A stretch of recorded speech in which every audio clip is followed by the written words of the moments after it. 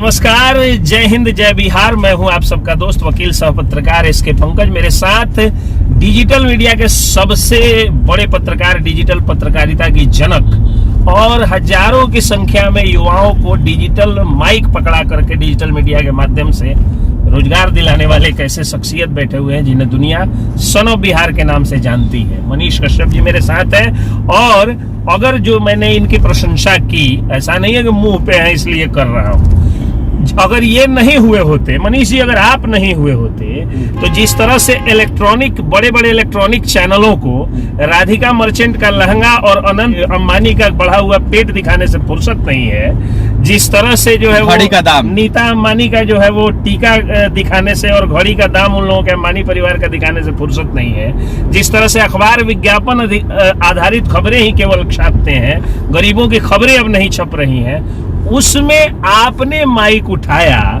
15 लाख रुपए का पत्रकारिता का कोर्स कराने वाले अमीर घर के शहजादे को नौकरी मिलती है 30,000 की, और 500 रुपए का जो है वो माइक उठा करके और गरीबों की आवाज उठाने वाला आदमी कमाता है 1 लाख से ऊपर का महीना। तो ये जो बिहार में आपने बदलाव लाया है, ये कैसे संभव हुआ? पहले सिर्फ बिहार में नहीं, पूरे देश में ये बदलाव हुआ है। ये बात सही बोल रहा है कि 15 लाख 20 लाख रुपया का कोर्स करके जो है वो लोग बड़े बड़े चैनलों में जाते थे और चैनलों के हिसाब से जो है एजेंडा सेट होता था और उस हिसाब से बोलते थे। आज जो है 1500 रुपया का माइक, 1000 रुपया का माइक, 500 रुपया का माइक लेके जो है रिपोर्टिंग करने वाले जो है आराम से स्वतंत्र पत्रकारिता करते हुए जो है लाख रुपया महीना कमा रहे हैं। बिल्कुल। ये बदलाव का शुरुआत 2012 से मैं वीडियो बनाता हूँ कंटिन्यूअस। 2016 से जो है मेरा वीडियो वायरल होना शुरू हुआ, जब उस समय मिलियन मतलब बहुत बड़ी बात हुआ करती थी।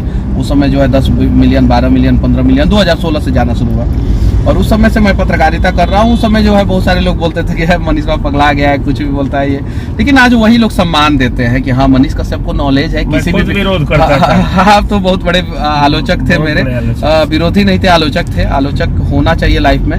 तो मतलब कि लोग कहते थे और वही लोग आज सम्मान देते हैं कि नहीं, मनीष कश्यप को किसी भी सब्जेक्ट पे पूछा जाए उसको जानकारी है, लॉजिकली बात करता है, फैक्ट्स के साथ बात करता है और कोई बात ही नहीं करता है। और हॉस्पिटल बना, मंदिर का जो फर्जी डिबेट था उसका तो आपने धज्जियां उड़ाई। पूरे भारत में आज कोई नहीं कह सकता है, एक सिंगल व्यक्ति, सिंगल वामपंथी विचारधारा का या कोई भी विचारधारा का व्यक्ति ये नहीं कह सकता है कि मंदिर से विकास नहीं होता है।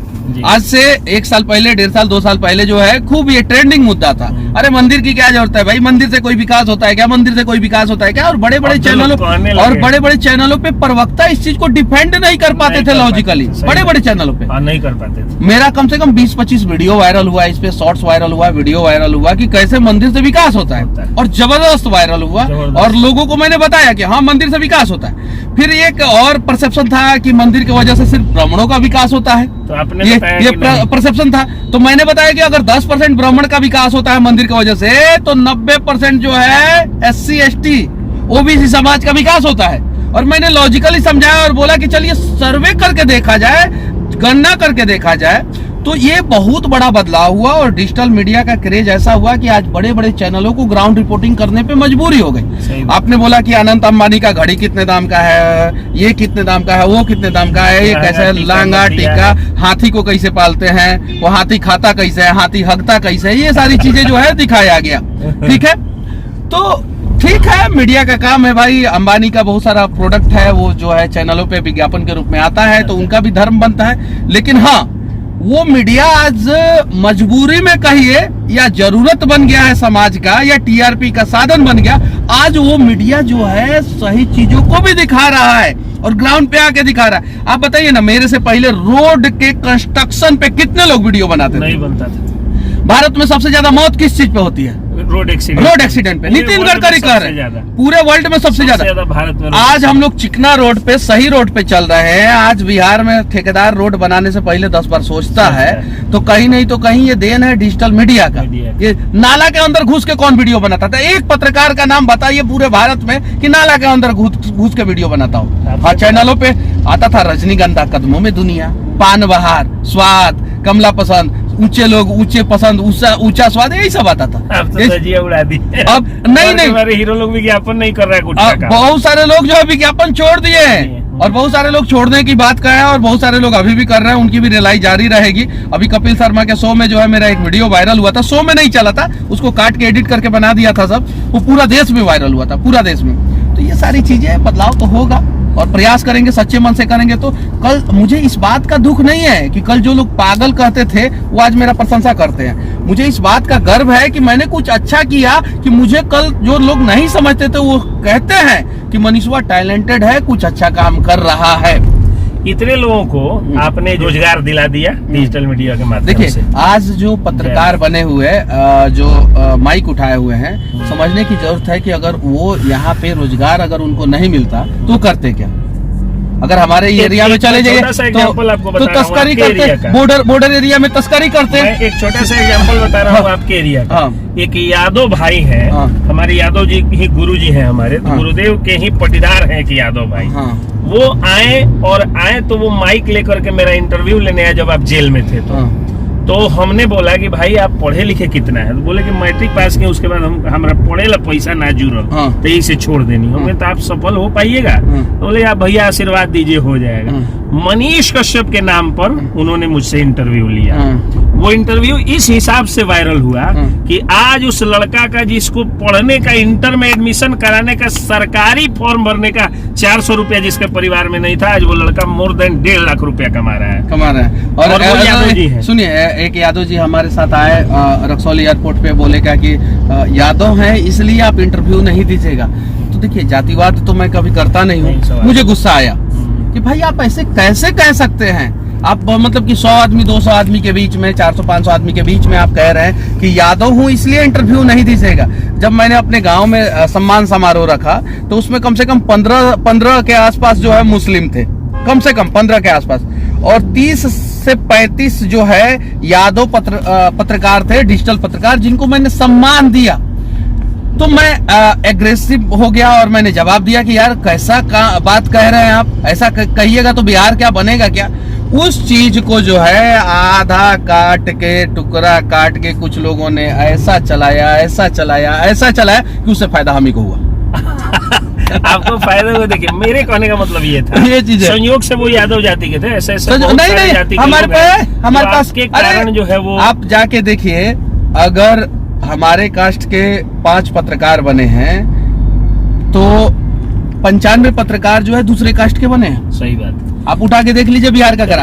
और अभी सबसे ज्यादा बने हैं गरीब जात के लोग, वही लोग तो सबसे ज्यादा बने हैं। तो ये सारी चीजें समझने की जरूरत है। अरे किसी के भावनाओं के साथ अगर आप खिलवाड़ करेंगे, मान लीजिए कि आप जो है बहुत अच्छा काम कर रहे हैं, मैंने उसमें पूछा कि आपने कितने यादव का मदद किया, मैंने उससे पूछा तो उन्होंने बोला एक भी नहीं। मैंने बोला कि मैंने बहुत लोगों का मदद किया है। ये चीज है, सोनू नहीं, वो जो नाम रखने की जरूरत नहीं, बहुत सारा एग्जाम्पल। तो चीजों को समझने की जरूरत है, भावनाओं को समझने की जरूरत है, किसी के भावना के साथ। एक चीज, अब आप जो कि उस समय से आपके मन लायक ही सवाल मैंने पूछा, तो कड़वे सवाल नहीं पूछे जाए तब तक मनीष कश्यप की पहचान ही नहीं होती है। कड़वे सवाल ये है कि क्या माना जाए कि आप माइक को हथियार बना करके बिहार की राजनीति में प्रवेश करना, बंदूक को तो हथियार नहीं ना बनाया, बालू तस्करी को तो हथियार नहीं ना बनाया, गांजा तस्करी को तो हथियार नहीं ना बनाया, अस्पताल को हथियार नहीं ना बनाया, अपना नर्सिंग होम को तो हथियार नहीं ना बनाया, दलाली को हथियार नहीं ना बनाया। अगर इन सब को हथियार नहीं बना के, माइक को हथियार बना के अगर समाज में बदलाव की बात मनीष कश्यप कर रहा है तो कौन सा गुनाह कर रहा है बताइए। आप, आपसे पूछना चाहता हूं मैं, आप बताइए ना। यहाँ पे तो दलाली को हथियार बना के, हथियार को हथियार बना के, तस्करी को हथियार बना के, गुंडा माफियों को हथियार बना के, पैसा को हथियार बना के जो है, अस्पताल में जो है भ्रष्टाचार को हथियार बना के, ड्रग माफिया बन के जो है, तस्करी करके जो है, और वो लोग जो है नेता बन जाते हैं। तो मैंने कोई गुनाह नहीं किया है, और माइक को हथियार बना के अगर कोई नेता बनना चाहता है तो बेशक उसे बनना चाहिए, उसे बनना चाहिए, क्योंकि वो बनेगा तो उसे पता है कि कौन से डिपार्टमेंट में कितना भ्रष्टाचार होता है और कहां कहां भ्रष्टाचार का जड़ फैला हुआ है तो वो जड़ पे वार करेगा। बात डीएपी, बताइए। यूरिया, खाद जो है, पोटास जो है वहां पे डालेगा, वहीं पे दीमक साफ। एक बात मुझे आप बताइए, जो आपसे किसी ने सवाल नहीं किया, लेकिन जब तक जनता ये जानेगी नहीं, आप पर क्यों विश्वास करेगी?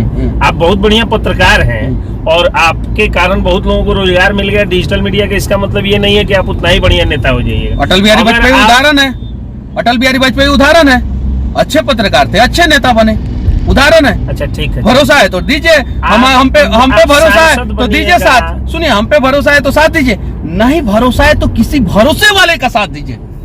जात लेकिन वाले पर नहीं दी। नहीं, जात अगर आपका भरोसा वाला हो तो काहे नहीं, एकदम। लेकिन जातिवाद के नाम पे मत दीजिए, भरोसे वाले का साथ दीजिए, भो वाले का साथ मत दीजिए। अच्छा एक बात मुझे आप बताइए, अगर मनीष कश्यप सांसद बन गए तो कौन कौन सी समस्याओं से लोगों को निजात पहले तो मिलेगी? दलाल, ये बता दीजिए। पहले तो दलालों को भगाऊंगा हर और जगह जूता मार के भगाऊंगा।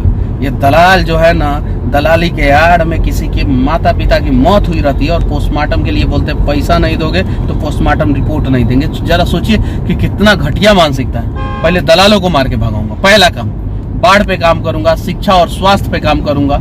और हाँ, अगर मेरे पास कोई भी माँ आएगी, क्योंकि मैंने अपने माँ को जो है सड़कों पे चिलचिलाती धूप में जो है पैदल चलते हुए, अकेले दर दर की ठोकरें खाते हुए मैंने देखा है, तो अगर मेरे पास कोई भी माँ आएगी और वो जेन्युइन समस्या लेके आएंगी, मैं उनके समस्या का समाधान करने का प्रयास करूंगा। अच्छा दूसरी बात आप ये बताइए कि बिहार में नदियों को जोड़ने का काम जो है वो अटल जी ने कहा था, उसके बाद आप कह रहे हैं। तो नदियों को जोड़ने का की प्लानिंग आपके पास है या आप घोषणा सिर्फ आपके पास? नहीं, मेरे पास प्लानिंग है। कोई भी इंजीनियर आके मेरे से बात करे, अगर मैं इलॉजिकली बात कर रहा हूं तो मुझे काटे। और कोई भी बिहार का कोई भी बुद्धिजीवी पढ़ा लिखा व्यक्ति आके बात करे, जो गुजरात में नर्मदा डैम बना के और उसके पानी को जो है पूरे गुजरात के बीचों बीच से पहुंचा के जो है कच्छ का रण जो एकदम ड्राई हुआ करता था और समुद्री पानी ही सिर्फ हुआ करता था वहां पे, उस रण में पहुंचा के जो है मीठा पानी पहुंचा दिया नरेंद्र मोदी जी ने, और 57 किलोमीटर अंदर राजस्थान में पहुंचा दिया। तो उससे 75% कम कॉस्ट में, मतलब कि अगर वो 1 लाख करोड़ का प्रोजेक्ट है तो मैं बोला 25,000 करोड़ रुपया में, यानी उसके 25% में जो है ना, हम गंडक, बागमती और कोसी, ये 3 प्रमुख नदियों का पानी जो है ना, उत्तर बिहार से उठा के दक्षिण बिहार में कैमूर, सासाराम, रोहतास, गया, औरंगाबाद, अरवल, ये नवादा, ये सब जो ड्राई एरिया है ना, वहां पे पहुंचा देंगे। और झारखंड के हजारीबाग, देवघर, ये सब एरिया में भी पहुंचा देंगे जो ड्राई एरिया है, वहां तक पहुंचा देंगे। और सिर्फ 25% कॉस्ट में तो सुखाड़ का समस्या हो जाएगा और बाढ़ का समस्या का समाधान हो जाएगा। ये आपके पास प्लानिंग है। और मैं जो भी इंजीनियर लोग हैं और जो भी इन चीजों पर रिसर्च कर रहे हैं, मैं उनसे अपील करता हूँ कि आप लोग भी रिसर्च कीजिए। अगर मनीष कश्यप गलत बोल रहे हैं तो कमेंट में गलत जरूर कहिएगा। अगर सही बोल रहे हैं ये तो हो एक सकता वीडियो है, जरूर आप ये हो सकता है कि नहीं। जरूर और दीजिएगा। जितने भी सिविल इंजीनियर हैं या एमटेक किए हुए हाइड्रो पावर प्लांट पे, हाइड्रो इंजीनियरिंग पे जो एमटेक और पीएचडी किए हुए लोग हैं, उन लोगों से विनती करना चाहता हूँ कि आप लोग भी बताइए, वीडियो बनाइए कि कैसे बिहार को बाढ़ से बचाया जा सकता है। उस चीज को हम लोग देखेंगे, हमें भी जानकारी मिलेगी। हम भी माँ के पेट से सब कुछ सीख के नहीं आए हैं, कुछ लोगों से मिलते हैं, कुछ किताबें पढ़े हैं, कहीं हम भी गलत हो सकते हैं। तो हमें भी सुधारने का प्रयास कीजिए और चलिए आइए बिहार को बनाया जाए, बिहार को बचाया जाए। अंतिम सवाल के साथ आपका जो है वो समय लेना मैं बंद करूंगा। ये बात मुझे जो है मेरे गुरुजी ने कहा, जो यादव जी ही हैं, उन्होंने कहा कि मनीष कश्यप जी से जरूर बुलवा दीजिएगा या पूछ लीजिएगा, जनसंख्या नियंत्रण कानून पर आपके क्या विचार है? एकदम लागू होना चाहिए और कड़ा जनसंख्या नियंत्रण कानून लागू होना चाहिए एकदम। और देखिए, मैं तो कहूंगा कि राम मंदिर से पहले जनसंख्या नियंत्रण कानून लागू हो जाना चाहिए था। यूसीसी और भी बहुत सारा कानून जो है भारत सरकार का आ रहा है, तो सीए, एनआरसी, ये सारे चीजों से पहले जो है जनसंख्या नियंत्रण कानून लागू हो जाना चाहिए था।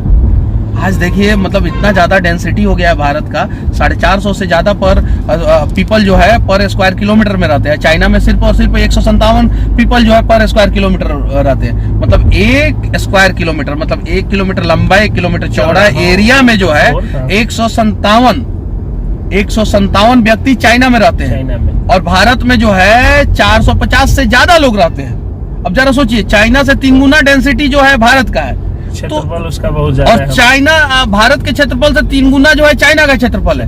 भारत का जो है 33 लाख वर्ग किलोमीटर है लगभग, अप्रोक्सीमेट, और चाइना का 97 लाख वर्ग किलोमीटर है अप्रोक्सीमेट। भारत से 3 गुना क्षेत्रफल है। भारत जो है क्षेत्रफल के दृष्टिकोण से 7वें नंबर पे है पूरी दुनिया में। चाइना जो है क्षेत्रफल के दृष्टिकोण से दूसरे नंबर पे है। अब सोचिए, भाषा आप बोलते हैं गाँव गंवाई की तरह, रिसर्च और आपका डेटा नहीं। हुए PhD स्कॉलर की तरह। देखिए, हम लोगों ने पढ़ाई के समय में पढ़ाई किया, जी। और हालांकि किताबी नॉलेज उतना अच्छे ढंग से जो जिस चीज को पढ़ना चाहिए था उस चीज को नहीं पढ़ पाए, लेकिन ये सब सोशल नॉलेज, सामाजिक नॉलेज जो है हम लोगों को रिसर्च वाला नॉलेज हुआ, और कभी कभी हम लोगों से भी गलती हो जाती है। ये चीज है, गलती तो सबसे। हाँ। तो चलिए, जनसंख्या नियंत्रण कानून की भी मांग कर रहे हैं मनीष कश्यप। सीए का समर्थन या विरोध? एकदम समर्थन है, राम लेकिन मंदिर का समर्थन? एकदम समर्थन है, लेकिन उससे पहले जो है जनसंख्या नियंत्रण कानून लागू हो जाना चाहिए। लेकिन भारत का कोई बिजनेसमैन, व्यापारी जो है ना, नहीं चाहेगा कि भारत का में जनसंख्या नियंत्रण कानून लागू। मजदूर ज्यादा होगा, मजदूर ज्यादा होगा, आसानी से सस्ते दरों पे मजदूर मिल जाएंगे। और मजदूर ही ज्यादा क्यों, जैसे आप कार ज्यादा खरीदेंगे, मोटरसाइकिल ज्यादा खरीदेंगे, केला ज्यादा खरीदेंगे, अंगूर ज्यादा खरीदेंगे, आप मतलब कि साबुन ज्यादा खरीदेंगे, सरफ ज्यादा खरीदेंगे, शैम्पू ज्यादा खरीदेंगे।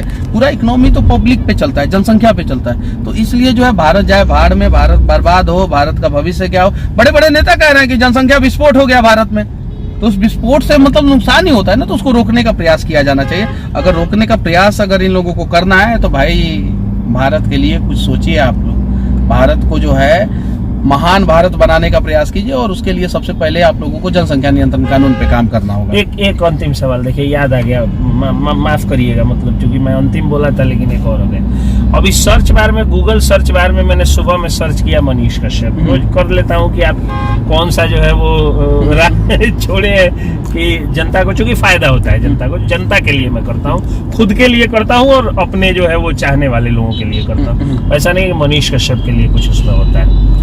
मनीष कश्यप ऑलरेडी बहुत कुछ हो चुके हैं, चाहे तो आराम से जीवन यापन कर सकते हैं, चैन का जीवन, लेकिन उनको चैन से दुश्मनी है, उनको जनता से प्रेम दोस्ती है। कहने का मतलब मेरा ये है कि अभी गूगल सर्च बार में मैंने मनीष कश्यप लिखा तो आज तक हुआ, ABP हुआ, आपको जो है वो जनसत्ता हुआ, दैनिक जागरण हुआ, हिंदुस्तान हुआ, सब पर एक ही खबर आ रही है कि मनीष कश्यप लड़ेंगे चुनाव और राजद का भी दामन थाम सकते हैं। कितनी सच्चाई? राजद का दामन थामने की बात नहीं कहा मैंने, कहा कि बिहार, नहीं, मैंने कहा कि बिहार के विकास के लिए अगर तेजस्वी यादव जी आके हाथ फैला के मुझे गले लगाएंगे और कहेंगे कि चलो दोनों भाई मिलके जो है बिहार का विकास करते हैं, तो मैं तैयार हूँ। कोई भी व्यक्ति अगर बिहार के विकास के लिए, देखिए मेरा पर्सनल विरोध अलग है, उनका पर्सनल दुश्मनी अलग है।